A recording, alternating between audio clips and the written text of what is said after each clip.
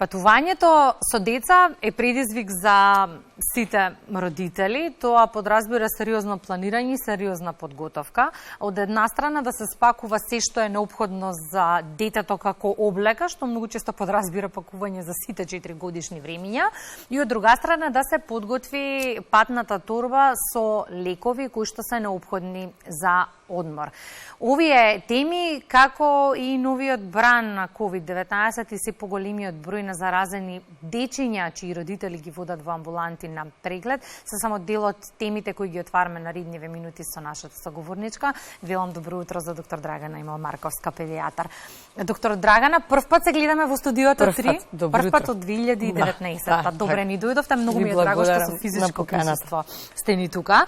Ќе започнеме од почеток. Тоа значи дека патувањето со дете, дури на најкусата можна дестинација, предвидува сериозно планирање и сериозно пакување. Да, тоа патувањето со дете е веројатно еден од најголемите предизвици во првата година од животот на детето. Јас секогаш пред да тргнат на одмор родителите им викам дека треба да имаат една генерална проба, макар да одат, не знам, до Водно, до Маврово, до некаде малце ситно, за пред да почнат да патуваат. Меѓутоа има деца кои што и до ординација, доколку треба да дојдат, имаат проблем со патувањето. Тоа е ако децата и на куси патеки и на куси патување имаат проблеми, не можат да седат, жешко им е.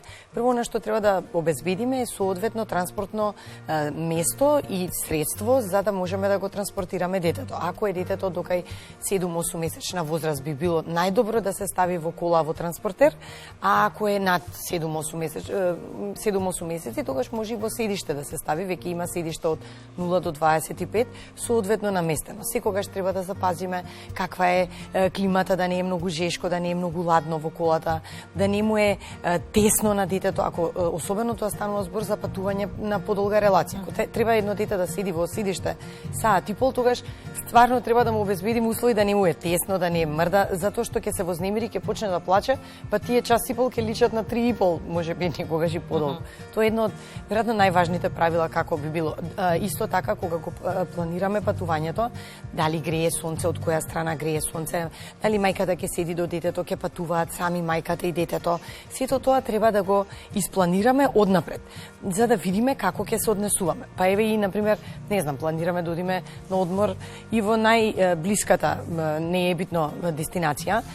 Прво на Водно ќе вози тој што треба да ја вози дестинацијата каде што сме планирале, ќе го наместиме детето онака како што сме планирале да го местиме, за да видиме дали е тоа добро или не. А ако не е добро, треба да промениме нешто.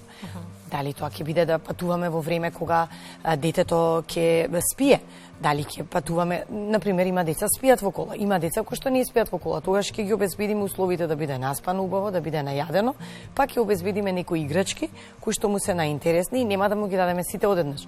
Него ќе му дадеме делче по делче, малку по малку, за да може да се занимава, да не биде баш така страшно патувањето. Пред сериозна дилема се родителите кои што имаат бебиња или малку повозрастни дечиња и кои што заминуваат на прв одмор. И тука е дилемата, дали вода или планина. Која е вашата сугестија? Комбинирано е најдобро, да. Ако може комбинирано е најдобро, меѓутоа зависи каде тоа е многу важно каде ќе одат родителите со децата, затоа што првично па и не толку мали деца, некаде и до 2 до 3 годишна возраст, децата не треба многу да бидат изложени на сонце. Никој од нас не треба да биде изложен на сонце, особено најмалите. Значи треба да најдеме некоја дестинација каде што можеме да одиме, еве на пример, ако успееме да најдеме некаде каде што има плажа и во близина на плажата сместувањето, било да станува збор за апартмани, за хотел. Не е важно какво е сместувањето, меѓутоа да има убави, дебели природни сенки, затоа што по големиот дел од времето тие деца ќе го поминат во сенка. Може да бидат на сонце до 11, најдоцна 11:30 и после од 5 часот ќе одат на сонце до 6:30, максимум 7. Останатиот дел е греото да треба да го поминат во апартман. Ако не може да најдат такво сместување на море, тогаш нека одат на планина. Или пак ако родителите не се типови кои што сакаат многу плажа, тогаш е најдобро да биде планина. Ке може да си прошетаат подолго, ке може детето да си седи во природа, нема да му биде жешко, нема да му биде непријатно, нема толку многу да се внимава на тоа дали е покриено, дали не е покриено, кога е намачкано со фактор за сонце, не е намачкано за фактор за сонце, има капа, нема капа. Тоа се сите работи кои што одморот може да ни го направат мачилиште. Не не е добро на одмор кај одиме, нели? Да. Голем дел и од родителите кои тргнуваат на пат носат храна. И на тоа треба, предпоставам, да се внимава во однос на транспортот на истата. Најдобро е ако се оди да се носи готова купечка храна спакувана убаво или ако е веќе домашно приготвена, тогаш да биде термички и херметички убаво затворена. Например, не знам, манџата да се направи како компот и така да се носи ако е домашна и обавезно тоа се става во транспортно фрижидерче и така се носи до местото каде што се оди. Доколку станува збор за место каде што има веќе храна, не е такви им се аранжмани да иде натака, не е лошо да родителите претходно стапат во контакт со хотелот или со сместувањето и да им кажат што има од менито. Дали тоа соодветствува со малите деца. Ако станува збор за дете од 1 година, не е тоа така страшно затоа што децата веќе пробале скоро се од храна, па немаат проблем. Ама ако станува збор за мали бебиња, тогаш треба да знаат што јадело детето нивно, што пробал. Јас секогаш им викам на родителите, кога се оди на одмор не се пробува нова храна. Ако пробате нова храна и ви се случи алергија, дома е лесно, знаете каде да одите, ама таму ќе најдете вие амбуланта, ќе најдете прва помош, се, ама зошто тоа да го правите во туѓа држава? Ајде да ја разгледаме малку и обликата. Споменав во најавата, кога се пакуваме како за сите 4 годишни бебиња. Што е најнеопходно да се понесе? Кога се пакуваме како домата да се ја селиме, тоа така личи, ама добро. Секогаш треба да внимаваме да има гардероба која што е лесна, широка и со кратки ракави, обавезно да биде, без разлика и да станува збор за мало бебе кое што има 6 месеци и нему му е жешко, доволно ќе му биде едно боди и чорапчиња да има. Меѓутоа треба да внимаваме да има обавезно и алишта со долги ракави, треба да има тренерки, ама не мора тоа да биде, не знам, по 30 пара да се носи. 1 до 2 од сите алиштенца ако носиме, сосема ќе се снајдеме, па нешто ќе се засуши, нешто ќе се запере, нема никаков проблем. Меѓутоа треба да имаме меки, памучни и светли. Колку повеќе од алиштенцата кои што ќе ги носиме се со светли бои е подобро. И треба да бидат памучни. Обавезно барем една блуза со долги ракави, памучна, бела да има. Да не треба да се облече детето, да се носи на сонце облечено и така натака, треба да биде покриено со светли бои. Во неколку наврати го споменавте факторот за сончење. Ајде малку да продискутираме и за тоа каков фактор треба, предпоставувам највисокиот за деца, но кој да биде темпото, еве да речеме, за мачкање? Тоа е многу дискутабилно. До 6 месечна возраст не треба да се употребува никаков фактор, така викаат, тоа значи подценка, меѓутоа јас се смеам, живееме во Скопје и во Скопје ли не треба да излеземе надвор, сепак мораме да употребиме фактор. Кај помалите дечиња помал е факторот кој што го употребуваме, например околу 30 факторот, меѓутоа почесто е мачкањето на бебето. И најдобро е ако секој дете си има своја козметика со која што си се мачка претходно. Најдобро е од истата козметика, од истиот тип на козметика кој што го употребуваме, доколку самата таа линија на колекција има средство за сунчење со фактор, тогаш тој да го употребиме.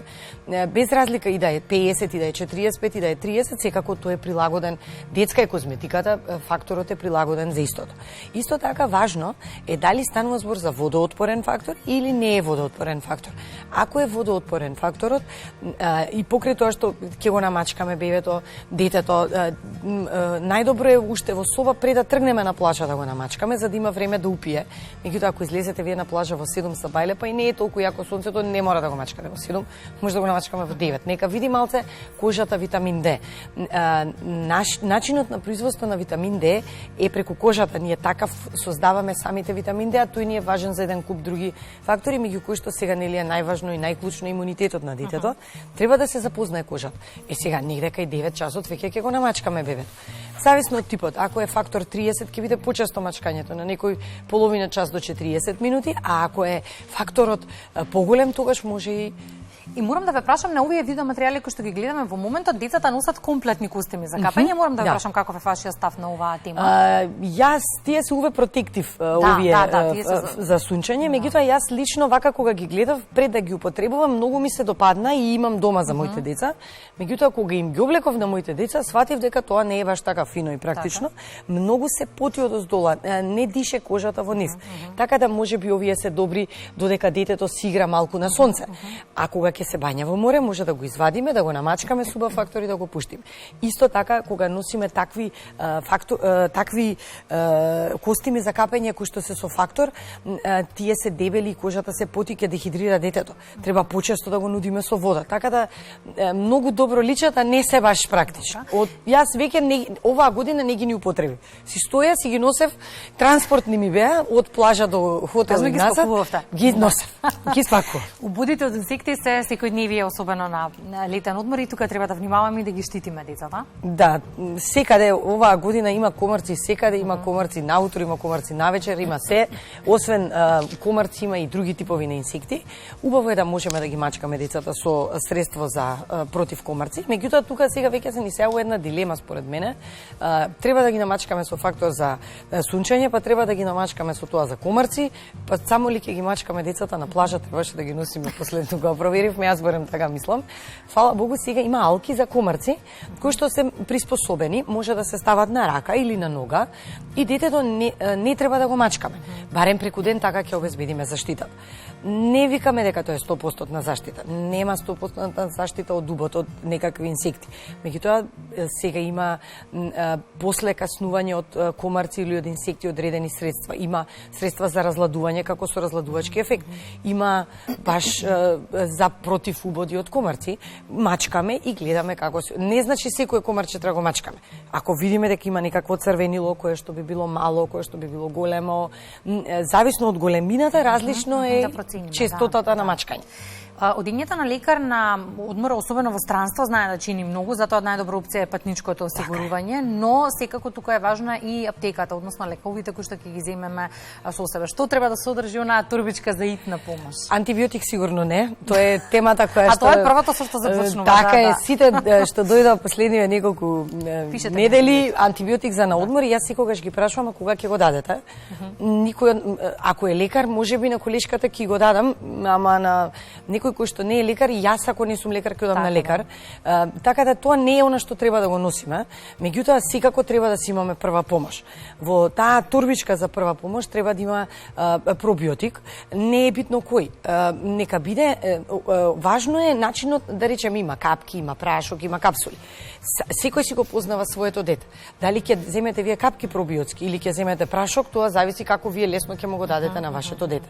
После треба да има електролити обавезно, затоа што може да се случи детето да добие пролив, повраќање, да има висока температура, едноставно да заборавило да пие вода, треба некако да го рехидрираме, тогаш треба да му дадеме електролити и тие во пакување кое што нас не е практично да го употребуваме. Треба да има сируп за температура, треба да има обавезно, за алергија, крема за убоди од комарци или од алергии кои што може да се појават, спреј за чистење на носето кој што би бил обичен спреј за носето и можеби капки за очи треба да има чисто за да се прочиста. Тоа е она кое што секој од нас треба да си го носи кога ќе оди на одмор. И хидрирањето е многу важно. Тука сакам да продискутираме на тема сокови наспроти вода.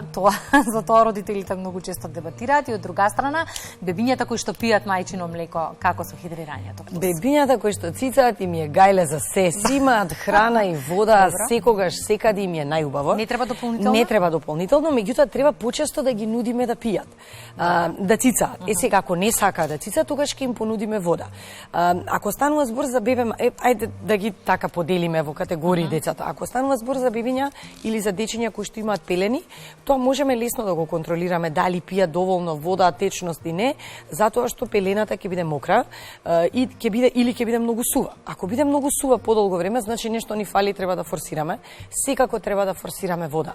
Сокот повеќе го не ни ја заситува жета, само може да ни ја зголеми жета, ќе ни ги засити калориските вредности, па ние нема да земеме овоше, па ќе пиеме сок и тука ќе се измеша, па нема да јаде детето и така натака. Така да сокот не е баш како варијанта добар и прифатлив, али вода треба да им нудим.